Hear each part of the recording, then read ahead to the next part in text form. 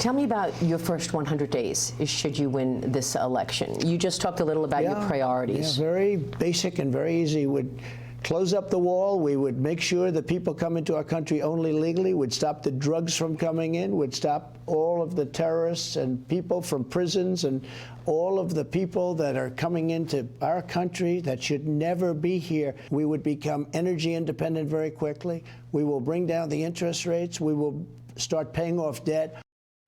He's got plans. Former President Donald Trump outlining an aggressive agenda for his first 100 days in office if he wins a re-election. Sean Hannity's getting poised to do his town hall with the same man, the former president of the United States, and joined us now. Hey, guys. Hey, Sean. I know I know you watched Maria yesterday on Sunday when you weren't watching tennis. So, what do you think? By the way, that Wimbledon final was amazing. It really was. Epic. One for the ages. Did the right person win? I was pulling for Djokovic, to be honest, but this young man's 19 years old. He is going to be a superstar in the future, but you can see it. He's amazingly talented, gifted.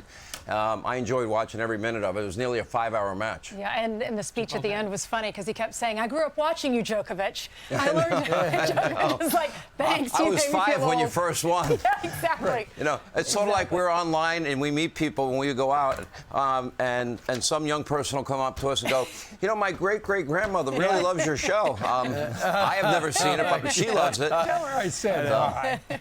Hey, Sean, what do you think of the Maria interview? He outlined his first 100 days in office with his priorities: securing the border, energy independence, bringing down interest rates, and paying off the national debt. Well, if he could do all of that, and I do believe there is a fear factor on the world stage when it comes to all things President Trump, and the fear being, I think, that these bad actors like Vladimir Putin, President Xi, Kim Jong-un, the mullahs in Iran, I do believe they fear him, and I don't believe there's any fear towards Joe Biden. If he would be able to secure the border, go back to finishing that wall, if he could bring us energy independence, if he could bring us law and order and safety and security in our cities and towns, that's a powerful agenda that would have a great impact on the entire country. Add to that his economic policies, which I think really benefited all of us, especially pre-COVID in the first few years when he was in office. He had set record low unemployment levels for every demographic in the country. You know, Sean, in describing what he should do in the first 100 days, as he's depicted, to finish the wall, you got to have a Republican House and a Republican Senate, along with the Republican White House. You know, sitting where we are right now, these many months out, a month before the first debate, which is going to be here on Fox as well, what are the chances of him winning and all of the Republicans winning the other two chambers? The chances are, look, Republicans, and I've been screaming this loudly on radio and on TV, they need a new approach when it comes to elections in this country.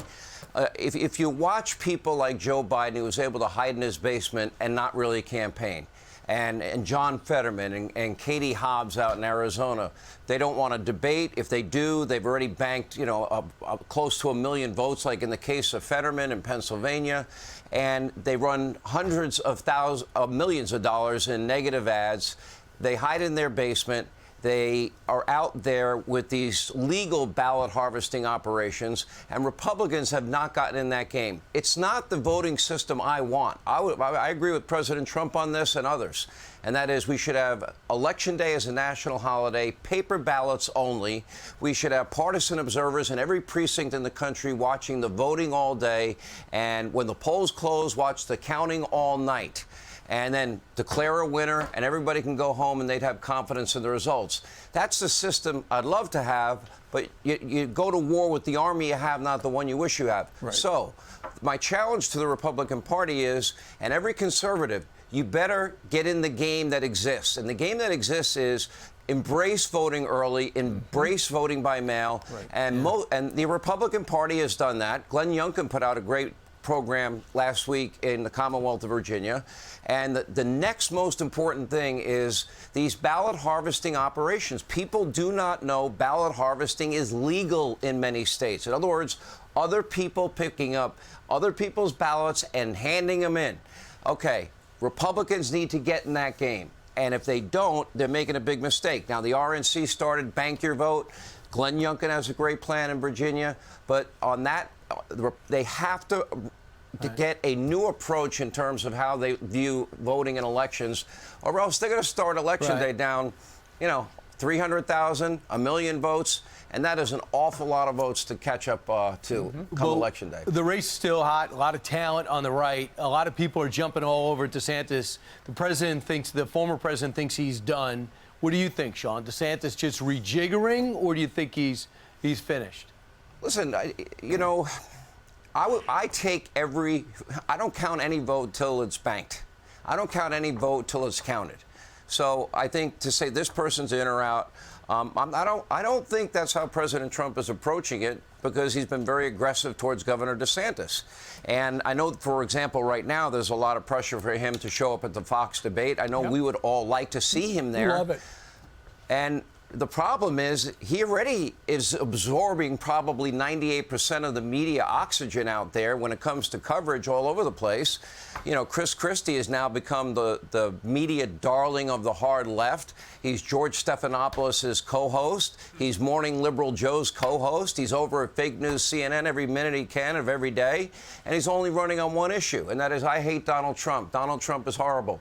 He's not a serious candidate to me. To me, on that stage, let's assume for a second that Donald Trump doesn't show up. That would be an opportunity for Governor DeSantis and Nikki Haley and Tim Scott and Larry Elder, our friend, and a guy by the name of Vivek Ramaswamy, who's come out of nowhere, to really shine. And they should be looking at it from that perspective, in my view.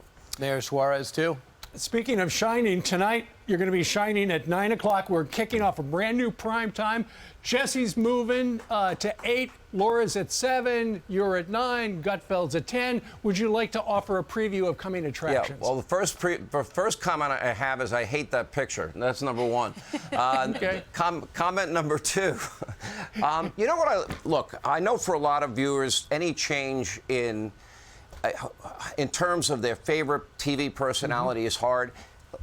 I've been in this business for 30-some-odd years. I started in radio, at 33, to be honest. That's a long time. I've been at Fox since day one. So I understand that aspect of it. However, as I look at Laura, who we know is witty and smart, can be funny, sarcastic in her unique way. Jesse, just has that bright, effervescent smile as he's making a point and killing, somebody with a point. Nobody's done a greater job in television. I think the biggest cable TV news story has been the success of Greg Gutfeld beating late-night hosts and the success of The Five. And to be, from my perspective, 27 years later, having been here from day one, that's right. I feel grateful. I'm blessed. I'm doing what I love to do. And my goal is to bring it every night and build a great show that people are going to want to watch and tell their friends about. So you're going to have to accept a tours from Jesse. Are you going to have to toss to Gutfeld? I have no idea. Nobody talks to me about these things, Brian. I'll probably know by 9 o'clock tonight.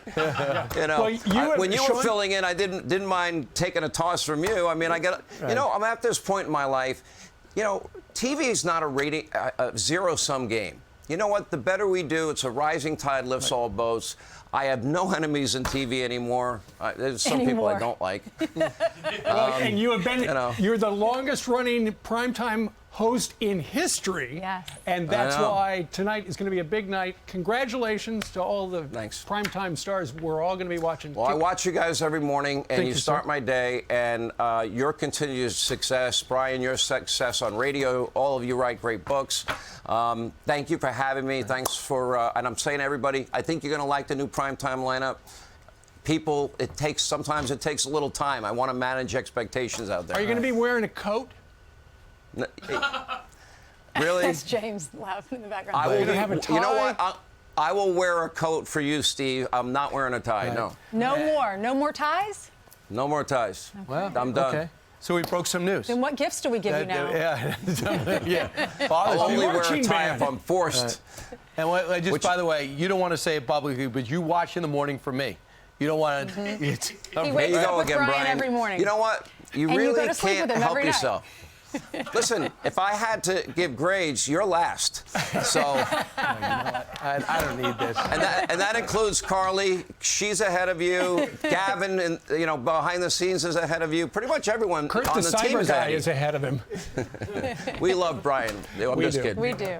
And we watch you every night. I live in the city, and I turn off my TV at about 9:15, so I always catch your A block and your B block. But thanks for coming on with us. I know you had to get up early. All right. Good luck tonight, All Sean. right, guys. I'm Steve Ducey. I'm Brian Kilmeade. And I'm Ainsley Earhart. And click here to subscribe to the Fox News YouTube page to catch our hottest interviews and most compelling analysis.